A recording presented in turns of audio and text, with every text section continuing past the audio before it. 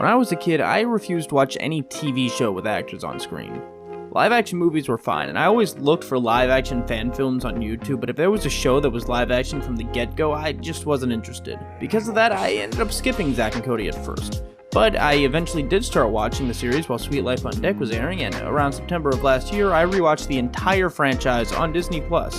It's a new season, and with a new season comes new kinds of content. So, here's why I love Zack and Cody.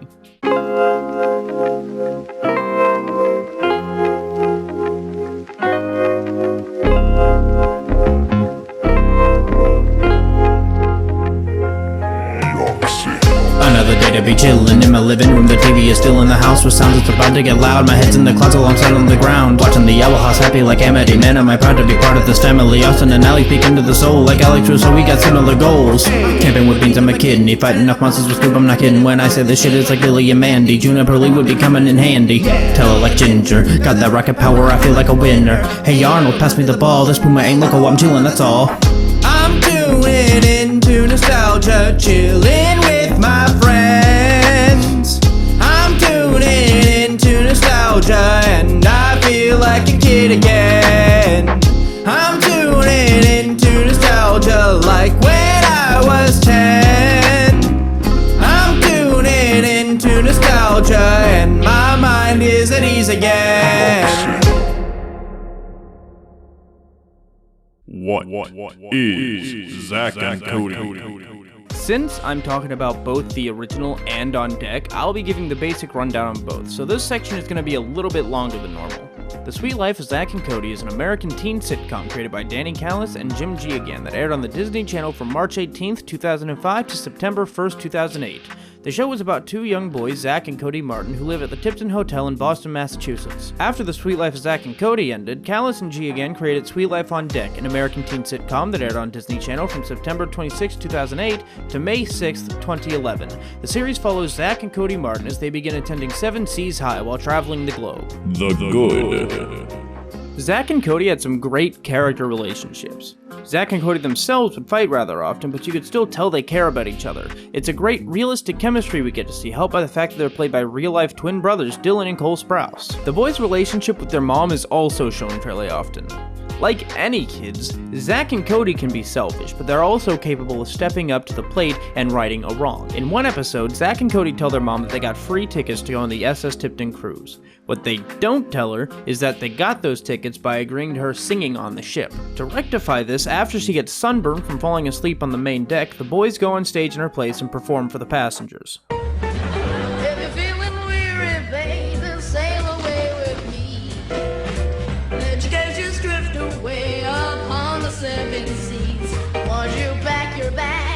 You've got nothing to lose. We're gonna have a great cruise. One of the sweeter relationships in the show is the father-daughter relationship between Mr. Mosby and London Tipton. London's father, being a rather busy person, isn't around often, raising his daughter with money rather than affection.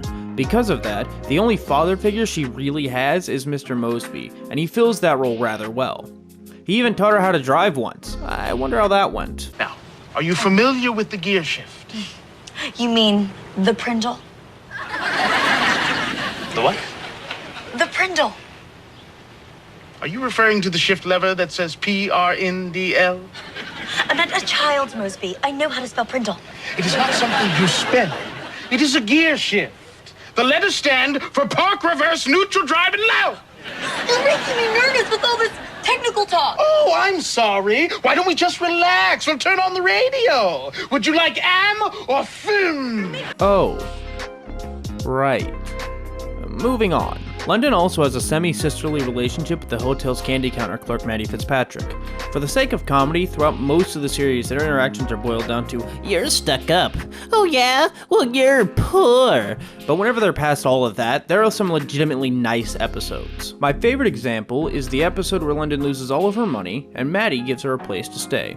It's a bit of a difficult adjustment for London at first, but as time passes, she begins to see the bright side of Maddie's life. Despite her lack of money, she's perfectly content with her life and family.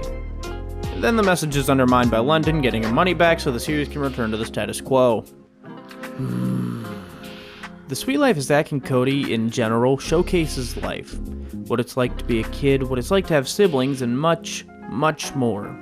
It's also a time capsule of a different, and in ways, better time.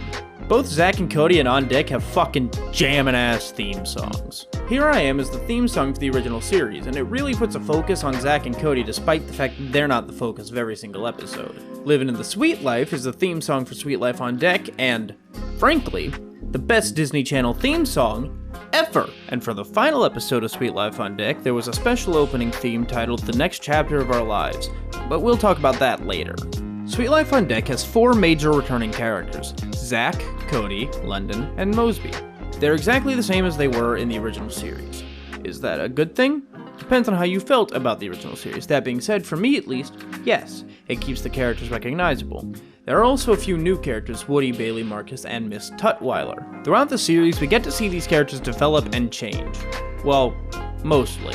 Marcus and Woody are more or less the same throughout, and London always loops back to, "I'm rich, yay me!" But overall, there's a lot of growth throughout the series. One of Deck's advantages was taking place on a cruise ship. There are only so many things you can do with a hotel, but on a cruise ship, you get the recurring locations of the ship while also having new locations as they travel around the world. Although, they were on that ship for 4 years, would it really take that long to visit all the biggest tourist spots? And it's not just the students and staff that were there the whole time. There were also a couple recurring characters there as well. In Season 3, there's a joke about a recurring elderly character where Zack asks her, When are you getting off this boat? "So I wrote this script a while ago, and I'm just now realizing that some of these things could have been ordered better, but I've already recorded like a third of this section, and I don't feel like going back, so I'm just gonna continue in the order I'm going, but I want everyone to know I'm just as confused as you are." I love Mr. Mosby. He's like the J. Jonah Jameson of Disney shows. Mosby is an odd character at times, because he's not a villain, but he's also not a hero. He does what he has to do, and I like that. There aren't many characters like that on kids' TV. They're usually very clear-cut heroes and villains. Mr. Mosby is often angry and yelling at people. He reprimands Zack and Cody rather often. In the 3rd season, Zack and Cody are superheroes for an episode, and Mr. Mosby is the supervillain. But he also genuinely cares. He cares about London, being her father figure for many, many years. He clearly cares about Zack and Cody, yelling at them not just for the sake of the hotel, but for their own safety. At least, that's how I see it. Maybe you have a different view on the matter. Let me know in the comments. He yells a lot, but he also has sweet, quiet moments.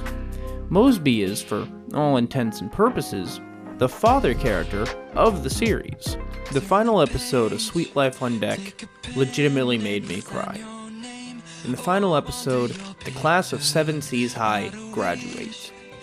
Graduation is a staple in shows like this. It symbolizes the actors and the audience moving on to a new chapter in their lives. In the episode, Zack and Cody both have their own struggles, the crux of which being that Maya, Zack's girlfriend from later in the series, breaks up with him, fearing a long-distance relationship won't work out, and Cody being rejected by Yale. At this point, neither of them show up to graduation, causing their parents to try to cheer them up and revealing to them that the other has the same plan of not graduating. They meet in the hallway with What do you mean you're not going to graduation? Zack asking because Cody's always been a scholar and it's not like him to skip the most important ceremony in any high schooler's life, and Cody asking because Zack has always struggled in school and he had to work his hardest to get to this point. Eventually, they convince each other that it is not worth it to skip graduation because of a couple of hardships.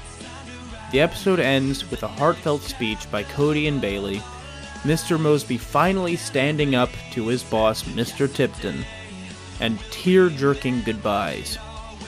And yet, they still managed to make it all comedic, not giving you a chance to cry before you start laughing again.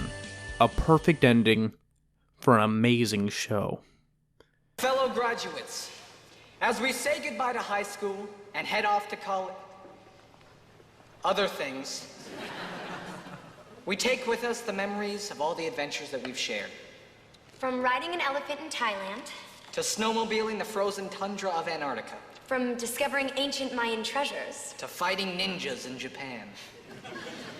With every voyage, we broadened our horizons.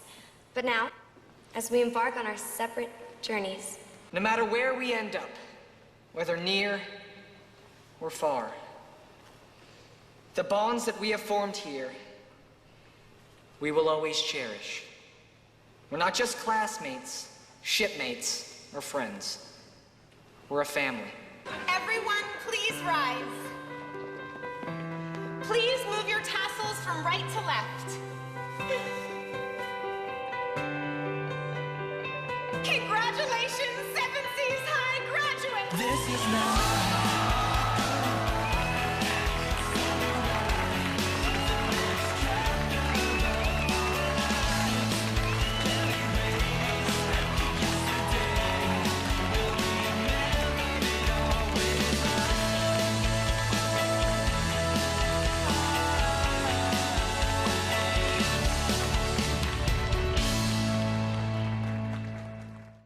The bad. Alright, so I kinda touched on this earlier in some places, but I gotta be honest, I really can't stand London. I get it. She's rich, she's spoiled, and she's dumb. She's a well-written character, but as a character, I just don't like her. She constantly learns lessons that she immediately forgets. Throughout the series, we see Zack and Cody grow and change. Why couldn't we see that happen with London? She has some good moments, like the time she saved the Pickett's farm from being torn down by her father, or No, that's kind of the only really good one I can think of. The issue with London is that she's selfish. It's not often that she'll willingly do something unless it somehow benefits her. This has been her character since episode 1, and it makes it really hard to sympathize with her when something bad happens. Around season 2 of the original series, things got extra weird.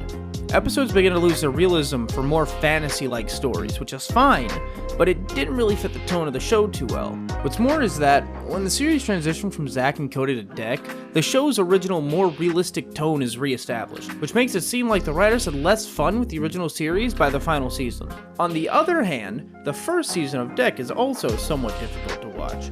It's the middle ground between the best of Deck and the worst of Zack and Cody. The characters aren't exactly mature yet, but they're not completely immature either.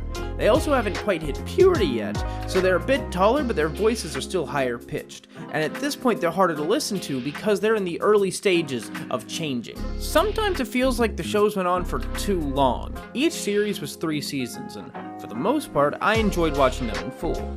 But there were a couple of episodes that were just not fun to watch. I'd love to give specific examples, but the episodes themselves are so legitimately forgettable that I honestly can't think of any. And that's about it. There's a decent amount of stuff I glossed over, something I tend to do in these videos in the hopes that the audience cares enough to watch or rewatch what I'm talking about. Overall, Sweet Life is a great franchise with a bunch of well-written characters and plots. If you have fond memories of Zack and Cody from your childhood, check it out on Disney+. It's probably about as good as you remember. And that's all for this video. If you enjoyed it, leave a like and subscribe. If you're a fan of the series, feel free to join my Discord server where I try to be as active as possible and post teasers for future Why I Love videos. If you made it this far in the video, tell me who your favorite Sweet Life character is in the comments. Thanks for watching, and remember to stay righteous.